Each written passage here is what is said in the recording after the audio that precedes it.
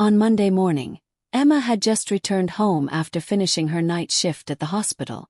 After taking a shower, just as she was about to lie down in bed, her cell phone rang loudly. Looking at the clock, it was 6:30 a.m. Someone calling this early in the morning must mean a real emergency. Jessica's name appeared on the screen. Emma answered the phone with a bad feeling. "Jessie, what's wrong? Calling so early?" From the other end of the phone, she could hear Jessica's trembling voice. "Emma, something terrible has happened. Mom collapsed." Emma felt as if her heart stopped for a moment. "What did you say? What do you mean?" "I called an ambulance. We're heading to St. Mary's Hospital right now. Please come right away." Jessica's voice was shaking with tears. Emma instantly regained her composure as a nurse and tried to get details. "Jessie, calm down. What was the situation? Was she conscious?" "When I woke up this morning and brought breakfast to Mom's room, she was collapsed beside her bed. She wouldn't respond when I called to her. The paramedics are doing CPR, but..." Emma was already changing clothes as she answered. "Understand. I'll contact Michael too, and we'll head to the hospital right away." After hanging up, Emma shook Michael awake beside her. "Michael, wake up. Your mother collapsed. We have to go to the hospital." Michael couldn't understand the situation for a moment, but seeing Emma's serious expression, he immediately grasped the gravity of the situation. "Mom, why?" "I don't know the details, but Jessica called an ambulance and she was taken to St. Mary's Hospital." The two quickly got ready and drove to the hospital. The usual 20-minute drive took over 30 minutes due to morning traffic. Michael kept checking the clock while driving. "She was so healthy just yesterday," Michael murmured. "I hope this is some kind of mistake." Emma gripped her husband's hand tightly. "Your mother is a strong woman. I'm sure she'll be fine." However, anxiety was swirling in Emma's heart. Having experienced numerous emergencies as a nurse, she understood how serious an early morning cardiac arrest could be. When they arrived at the hospital, Jessica was crying uncontrollably in the waiting room. Her face was distorted with tears and worry. "Jessie!" Emma rushed over and Jessica buried her face in the chest of her sister-in-law, whom she looked up to like a sister. "Emma, the doctor won't tell me anything yet, just that the situation is serious." Michael went to the reception desk to inquire about his mother's condition. After a while, an emergency room doctor came over. The expression of the middle-aged male doctor in the white coat was heavy, and Emma instantly sensed the worst-case scenario. "You're Mr. Thompson's family, aren't you?" the doctor said quietly. "Please sit down." With these words, Emma understood everything. Working as a nurse, she knew what it meant when doctors used this expression. "I'm very sorry. Mrs. Dorothy Thompson passed away at 7:15 a.m. due to acute myocardial infarction." Jessica's scream echoed through the waiting room. "That's a lie. That can't be true. She was so healthy just yesterday." Michael collapsed into a chair.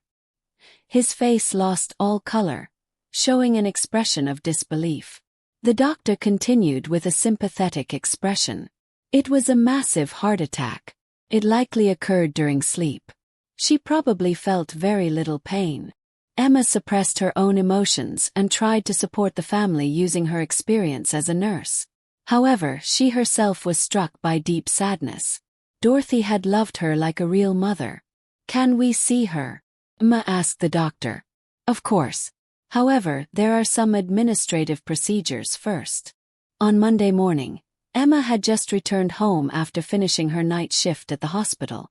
After taking a shower, just as she was about to lie down in bed, her cell phone rang loudly. Looking at the clock, it was 6:30 a.m. Someone calling this early in the morning must mean a real emergency. Jessica's name appeared on the screen. Emma answered the phone with a bad feeling. "Jessie, what's wrong? Calling so early?" From the other end of the phone, she could hear Jessica's trembling voice.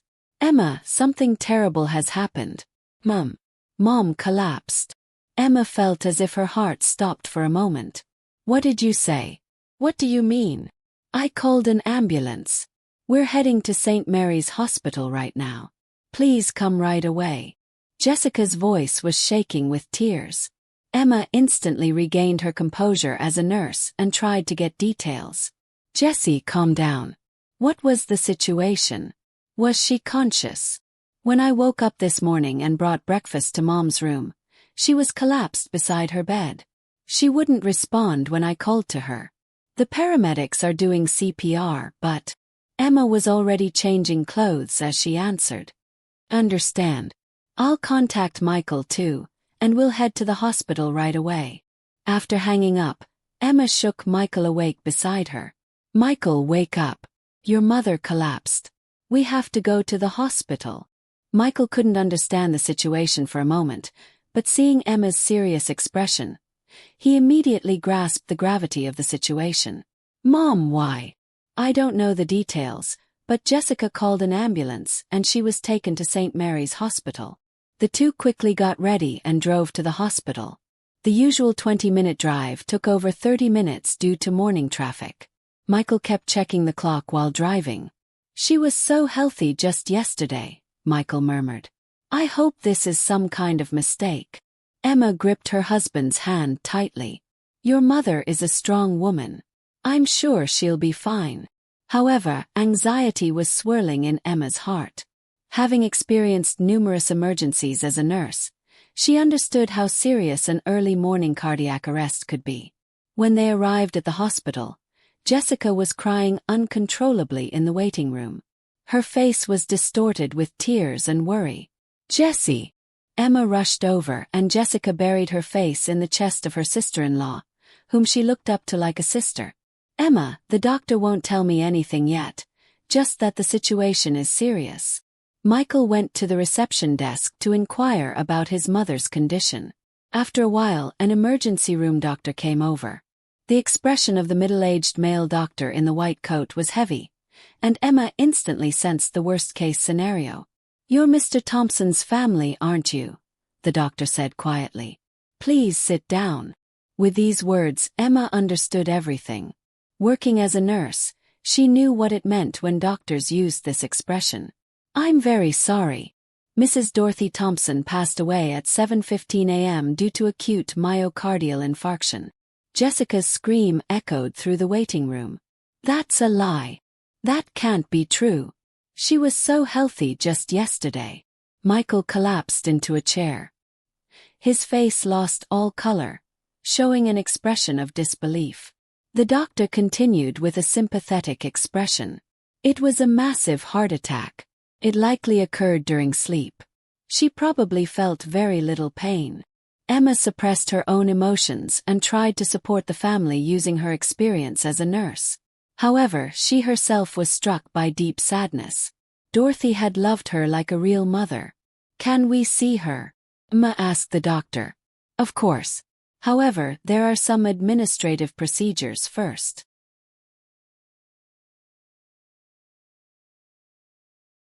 The next several hours were spent filling out paperwork and making phone calls. Michael's father had died 10 years ago, and they needed to contact Dorothy's siblings and relatives. Jessica was too emotional to make practical decisions.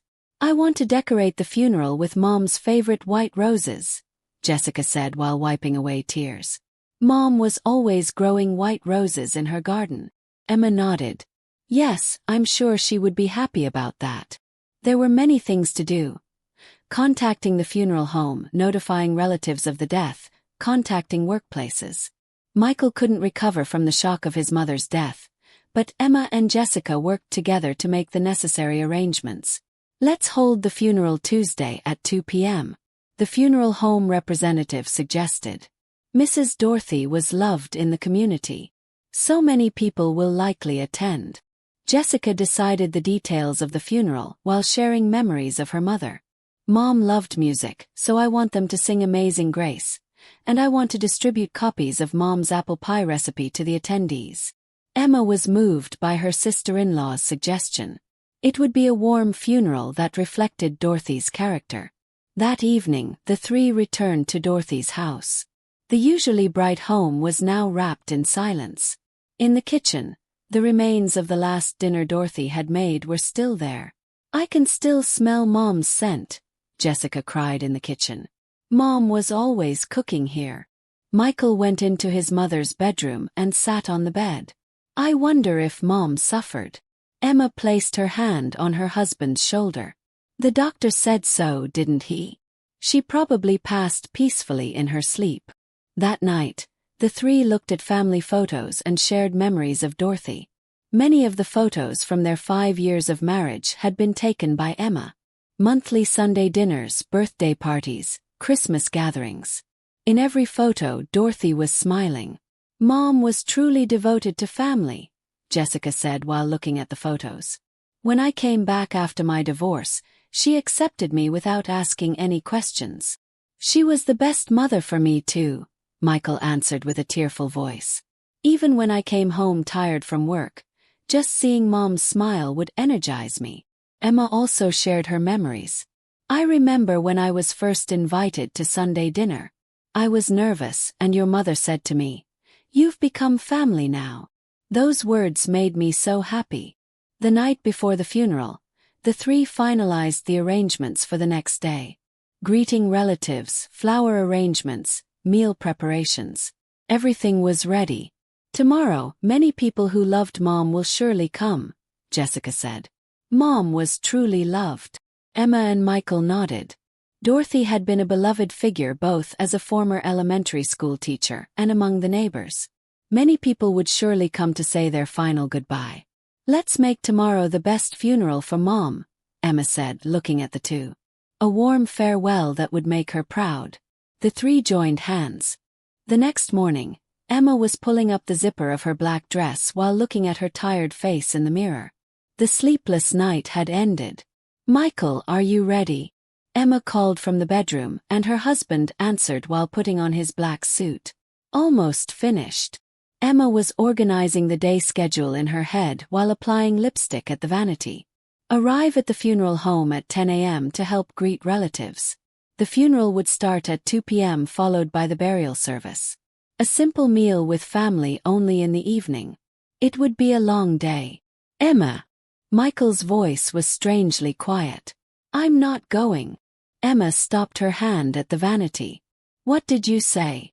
I'm not going to Mom's funeral, Michael repeated in a tone as if he were talking about the weather while tying his necktie. Emma turned around. What are you saying? It's your mother's funeral. It's our last goodbye. I know, but I'm not going. Emma stared at her husband in disbelief. They had been preparing for the funeral together until last night. So why was he suddenly saying this? Michael, you're not thinking clearly. You're in shock and can't make normal judgments, Emma said gently, trying to reason with him. But we have to go for your mother's sake. Jessica and all the relatives are waiting for you. Michael turned toward Emma. His eyes held a seriousness she had never seen before. Just stay home. Trust me. Trust you about what? Emma's voice rose. Explain it to me. Why are you suddenly saying you won't go? I can't explain right now. But please stay home today. Emma was filled with anger and confusion. What am I supposed to tell Jessica? I won't explain why, but we're not coming to the funeral. I can't say something like that. Michael stood by the window looking outside. Tell Jessica some appropriate excuse. That I suddenly got sick or something. You want me to lie? Emma stood up and approached her husband. Michael, what's happening? You were normal until last night. Michael turned around and placed his hands on both of Emma's shoulders. Emma, trust me, I can't explain in detail right now, but you absolutely must not leave the house today. Emma looked into her husband's eyes. She could see what looked like fear lurking there. He knew something serious. Does this have to do with your mother's death? Michael hesitated for a moment. It's possible. With these words, Emma's anger turned to anxiety. What do you mean? I'll explain later. Just trust me now. Emma's cell phone rang. It was Jessica. Emma, how are the preparations going? I'm already at the funeral home. I'm checking the flower arrangements. Emma answered while staring at Michael. Jessie. Actually, Michael suddenly got sick. What? Is he okay? He seems to have a fever. I'm really sorry, but we'll have to rest today. After hanging up, Emma felt disgusted with herself for lying. However, looking at Michael's serious expression, she couldn't help but feel there was some serious reason. The clock showed 9 a.m. They were supposed to arrive at the funeral home in 1 hour. Emma took off her black dress and changed into casual clothes. She still couldn't understand the situation, but decided to trust her husband. Michael, at least tell me what you're worried about. I'll talk later. Let's just stay quietly at home now. At 10 a.m., the reception should have started at the funeral home. Emma looked out the window while reflecting on her memories with Dorothy. Past noon, Michael was pretending to watch TV in the living room, but was actually looking outside the windows vigilantly. Emma was making tea in the kitchen, confused by this abnormal situation. 30 minutes before the funeral was to begin, Emma received a call from Jessica. Emma, how is Michael feeling? Can't he really come? Well, his fever still hasn't gone down. I'm really sorry. I understand. But could my brother-in-law at least say a final goodbye to Mom? Jessie, it's impossible right now.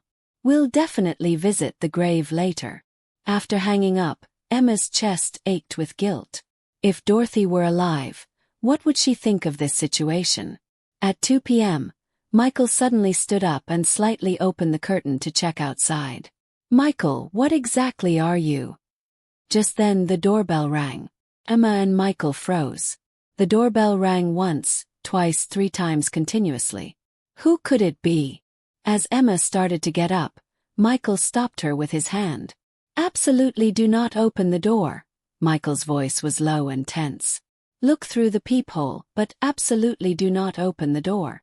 Emma cautiously approached the door. Her heart was beating violently. When she looked through the peephole, she saw a large man in a black suit standing at the entrance. The man had closely cropped hair and sharp eyes. And in his hand, he was gripping a small black bag. Michael! Emma's voice was shaking. There's a man in a black suit. He's carrying some kind of luggage. Michael's face turned pale. Just as I thought. Who is he? What is he carrying? The doorbell rang again. The man showed no signs of giving up and waited patiently. Michael, do you know this person? Michael was already holding his cell phone. His fingers dialed 911. 911. What is your emergency? There's a possible break-in. Please send officers immediately. The address is... Emma listened to her husband's conversation while beginning to understand the seriousness of the situation. This wasn't just a visitor. This was someone dangerous. Lives are in danger. Please hurry, Michael told the phone. And Emma's blood ran cold. Michael, what's happening? Why are lives in danger? Footsteps could be heard outside the door. The man seemed to be walking around the house. He might be checking the windows. Emma, get away from the windows. Go upstairs and hide in the bedroom. What about you? I'll wait here for the police. Emma asked in a trembling voice. Michael, you said this was related to your mother's death. What exactly is this? Michael answered while peering outside through a gap in the window. Mom didn't die by accident. And now we're being targeted. With these words, Emma's world changed completely. Dorothy's death wasn't an accident. And they were targets. The sound of a car engine could be heard outside. Police sirens were echoing from the distance. The man seemed about to leave but hadn't completely given up yet. Emma, go upstairs right now. Emma ran up the stairs while screaming in her heart. Why was this happening? What had happened to Dorothy? And why did Michael know about it? The sound of sirens was getting closer. However, Emma's fear didn't subside. Emma was looking down from the second-floor bedroom window, watching the police surround the house. The man in the black suit had tried to go around to the backyard, but was discovered by an officer and surrendered with both hands raised. While police voices echoed, the man lay face down on the ground without resistance. When one officer carefully opened the black bag the man had been carrying, something was removed from inside. Emma rushed downstairs. Michael had opened the door and was talking to a detective. "Mr. Thompson, this man is a professional hitman," the gray-haired detective explained with a serious expression. "We found a gun and photographs of you and your wife among his possessions." Emma's legs shook. "Photographs of us?" The detective showed them the photos in evidence bags. They were taken last week, capturing the moment when the two were coming out of the supermarket, as if they had been under surveillance. "Why are we being targeted?" Emma asked in a trembling voice. Michael took a deep breath and retrieved an envelope from the living room. "I want you to see this." The detective and Emma looked at the letter Michael handed them. There was Dorothy's handwriting. "Dear Michael, if I die suddenly, please read this letter. I saw Jessica putting something in my food.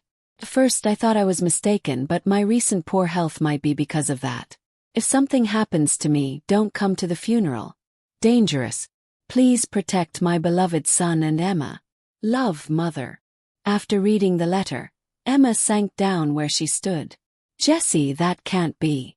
The detective frowned. "When did you receive this letter?" "1 week before Mom died," Michael answered. "At first, I thought it was Mom's imagination, but this letter was so specific. Why didn't you report it to the police?" Michael answered painfully. "There was no evidence. And to suspect my sister. But when Mom died, I couldn't ignore this letter's warning." The detective took out his cell phone.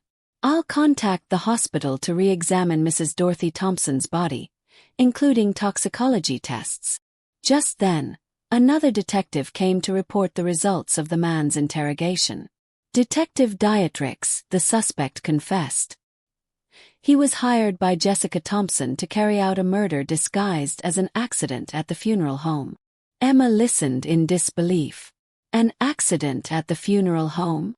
The plan was to disguise it as a lighting equipment accident. If the brother and his wife died simultaneously, all the inheritance would go to Jessica Thompson. With the detective's explanation, all the puzzle pieces connected. Jessica had poisoned her mother, then tried to kill the brother and his wife to monopolize the inheritance. "About how much money are we talking about?" Emma asked.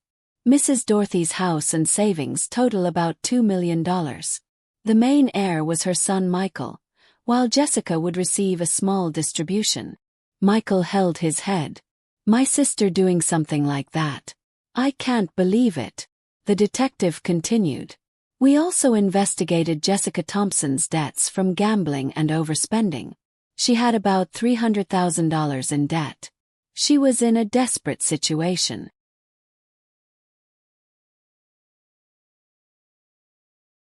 Call came from the hospital. Dorothy's blood test had detected trace amounts of digitalis. This was heart medication, but when consumed in large quantities, it acts as a poison that causes heart attacks. The digitalis appears to have been administered continuously in small amounts. It's estimated that it reached a lethal dose in the last few days. Emma said through tears. "Your mother knew she was being poisoned, but because she loved her daughter until the end, she couldn't report it to the police without conclusive proof." The detectives headed to the funeral home to arrest Jessica. Emma and Michael remained at home, facing this unbelievable reality. "Michael, if you had ignored your mother's warning," Emma said while trembling, "we would be dead by now, just like Mom." An hour later, the detective called. Jessica had been arrested at the funeral home, but she had resisted violently and shouted, "Why are you alive? Why didn't you die as planned?" "I apologize that the arrest had to happen in front of the attendees." The detective apologized. However, urgent arrest was necessary to prevent destruction of evidence. Emma worried about the relatives. Dorothy's funeral was ruined. No, all the attendees understood the situation. In fact, they were moved by Dorothy's love and trying to protect her son and daughter-in-law until the end. That night, Michael and Emma quietly reflected on memories of his mother. "Mom tried to protect us until the very end," Michael said while looking at his mother's photograph. "Your mother knew we would be in danger, and yet she showed her love for family until the very end," Emma answered tearfully. The detective contacted them later, saying that detailed murder plans written in a notebook had been discovered in Jessica's apartment. Everything had been meticulously planned, from the mother's poisoning to the brother and wife's accidental death, and finally the inheritance. Jessica didn't know that her mother had realized she was being poisoned. Mrs. Dorothy's warning letter, written with her last strength, saved your lives. The hitman had been promised $50,000 in payment from Jessica. He had investigated the funeral home's lighting equipment in advance and planned to drop heavy lighting fixtures in a disguised accident.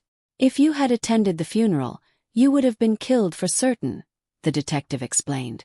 This man is a cold-blooded professional. He doesn't fail. Emma was once again grateful that her husband had believed his mother's warning and acted on it. If he had ignored the letter, neither of them would be here now.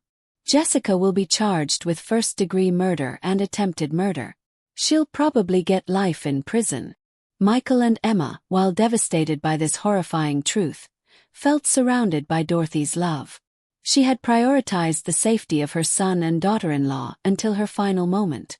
"Your mother protected us from heaven," Emma murmured. "That's right. Mom's love saved us," Michael agreed.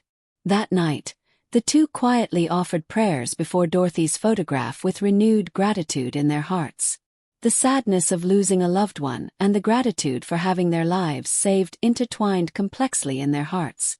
6 months later, Emma and Michael were organizing Dorothy's house. Jessica's trial had already ended, and she had been sentenced to life in prison for first-degree murder.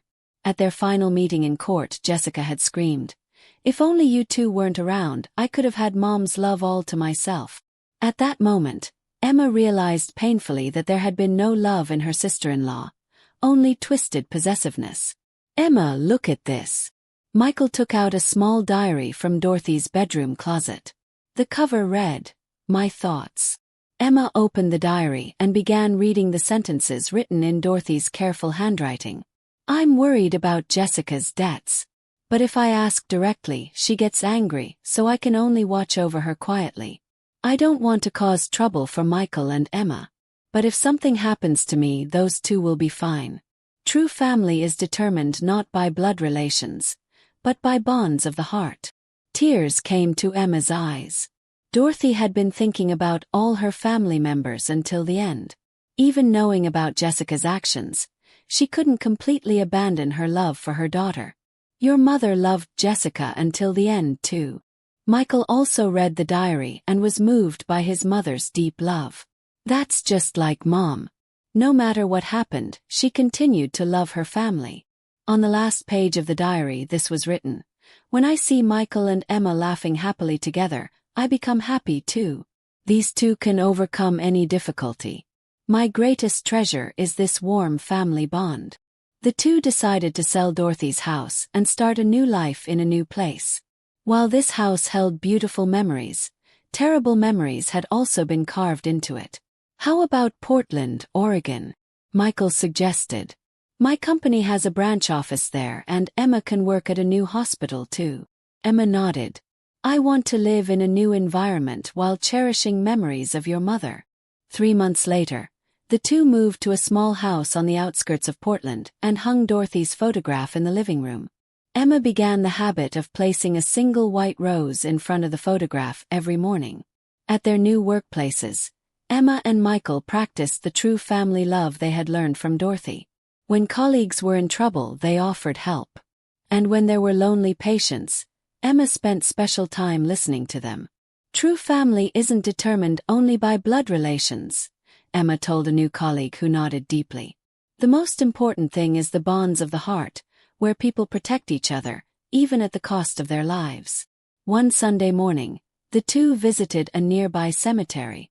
There was a small gravestone with the inscription, "Beloved Mother Dorothy Thompson, a woman who lived for family love." Emma placed a bouquet of white roses while saying, "Mother, we're living well. We practice the importance of love you taught us every day." Michael also placed his hand on the gravestone. "Mom, thank you for protecting us until the end. We won't forget your love." The wind blew and the petals of the white roses that had been offered danced in the air as if Dorothy were saying thank you. Emma and Michael joined hands and continued walking toward their new life with the confidence that they could overcome any difficulty together, carrying the true family love inherited from Dorothy in their hearts. The sadness of losing a loved one never completely disappears, but the love received from that person continues to live forever in the heart. Dorothy Thompson's love would continue to shine as beautiful light in her son and daughter-in-law's new life.